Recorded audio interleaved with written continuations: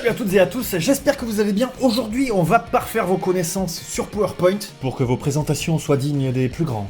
Raphaël, Donatello, Leonardo et Michelangelo. Et justement, ça tombe très bien qu'on parle peinture, parce qu'aujourd'hui, on va s'intéresser à tout ce qui est image dans PowerPoint.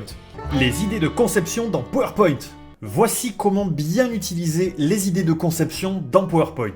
On peut commencer avec cette base, par exemple, si vous voulez annoncer un planning, rendez-vous dans l'onglet Accueil, puis cliquez sur Idées de conception, et vous voyez que PowerPoint vous propose tout un tas d'idées de conception, c'est le principe, avec, comme ici par exemple, des logos qui correspondent aux activités que vous allez faire. Mais il peut aller encore plus loin. Par exemple, ici je décide de parler de la conquête de Mars, et je souhaite parler en introduction de quelques dates clés. Idées de conception vous propose d'ores et déjà un panel de présentations possibles. Bon, ça, c'est la base. Et si vous le saviez déjà, peut-être que ce qui suit va vous intéresser. Il faut savoir que la recherche d'idées de conception, en fait, elle se fait en fonction de ce qui est sur la diapositive. Et donc, vous allez pouvoir affiner ces recherches d'idées de conception.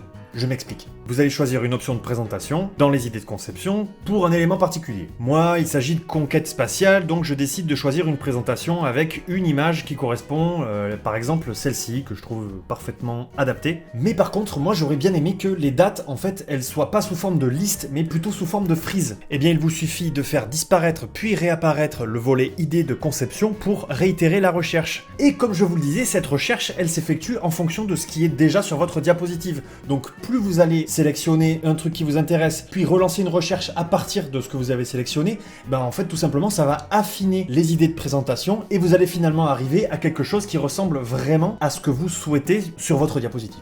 Et alors vous avez remarqué, j'ai même pas eu besoin d'aller chercher pour l'instant aucune image, ni sur internet, ni dans le stock d'images premium qui sont déjà incluses dans Microsoft 365. J'ai juste noté sur quelques lignes les éléments importants et PowerPoint a fait le reste. Insérez une icône ou une vignette dans PowerPoint. Bon, cette présentation elle est très jolie, ça c'est sûr, mais moi j'aime bien rajouter des icônes, des vignettes un petit peu pour venir illustrer les différents points qu'il y a sur les diapositives. C'est beaucoup plus agréable à lire. Pour cela, allez dans l'onglet Insertion, puis Icônes.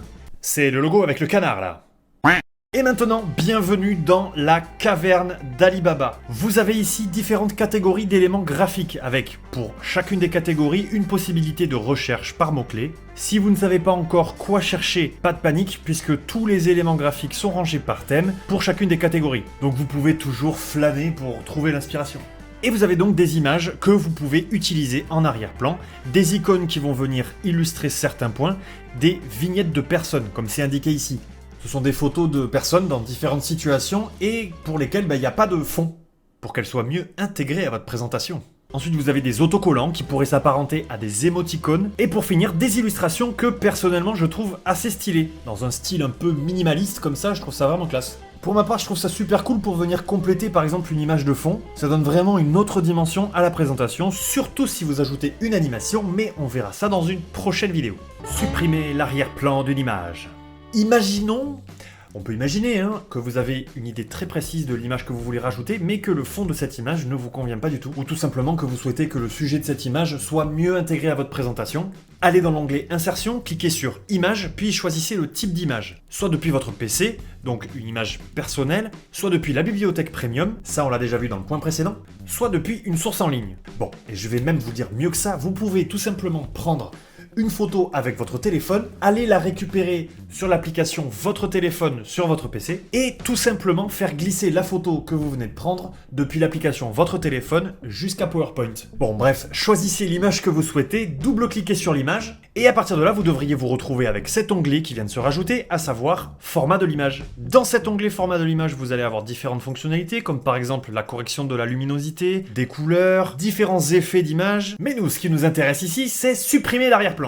Cliquez donc sur supprimer l'arrière-plan, ici à gauche, et vous constatez que PowerPoint fait déjà une sélection du sujet qui serait a priori à garder et du fond qui serait donc à supprimer, c'est ce qui apparaît en rose ici. Déjà on peut dire que cette première sélection automatique, elle est quand même sacrément bien foutue. Mais si cette sélection ne vous convient pas, vous pouvez toujours, avec les deux outils qui se trouvent là, faire évoluer la sélection comme vous le souhaitez. L'un pour marquer les zones à conserver, l'autre pour marquer les zones à supprimer. Et à ce moment-là, vous pouvez soit cliquer si la zone est suffisamment unie, soit comme ici, glisser pour venir sélectionner une zone avec différents coloris, différentes zones de contraste. Et une fois que la sélection vous convient, vous pouvez cliquer sur conserver les modifications, tout en sachant que à n'importe quel moment de l'élaboration de votre présentation, vous pouvez revenir sur cette image, redouble-cliquer pour refaire apparaître format de l'image, revenir dans la section supprimer l'arrière-plan, et donc refaire la manipulation pour que la sélection soit encore plus précise, ou bien carrément récupérer l'arrière-plan si finalement vous vous dites que vous trouvez ça plus joli. À ce moment-là, il vous faudra juste cliquer sur ignorer les modifications.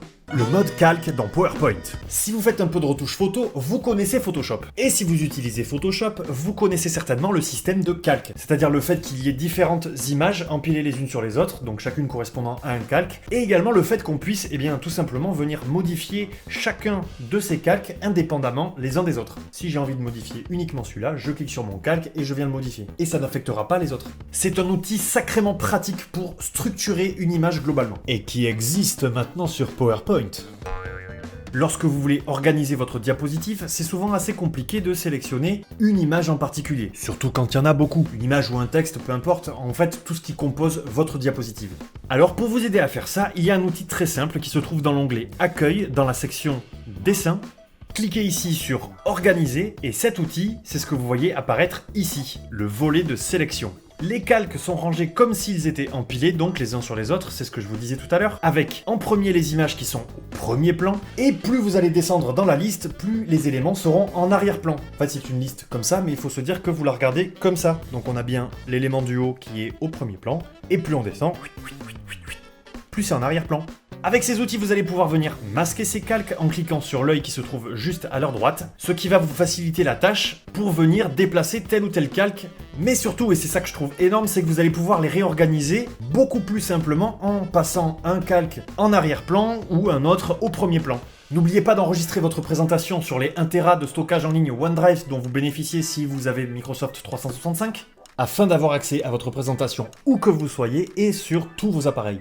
Si vous cherchez une autre fonctionnalité, n'hésitez pas à fouiller sur notre chaîne, on a tout un tas de vidéos qui pourraient vous intéresser. Si malgré tout vous ne trouvez pas la fonctionnalité que vous cherchez, pas de bol, allez, salut. Non, je plaisante. N'hésitez pas à rechercher cette fonctionnalité dans la barre de recherche. On ne peut plus pratique ça et qui est présente dans toutes les applications Microsoft 365. Pour les vrais et les durs, ceux qui veulent nous aider, abonne, cloche, like et partage aussi. Bon, et quant à moi, je vous dis à très bientôt, prenez soin de vous, ciao.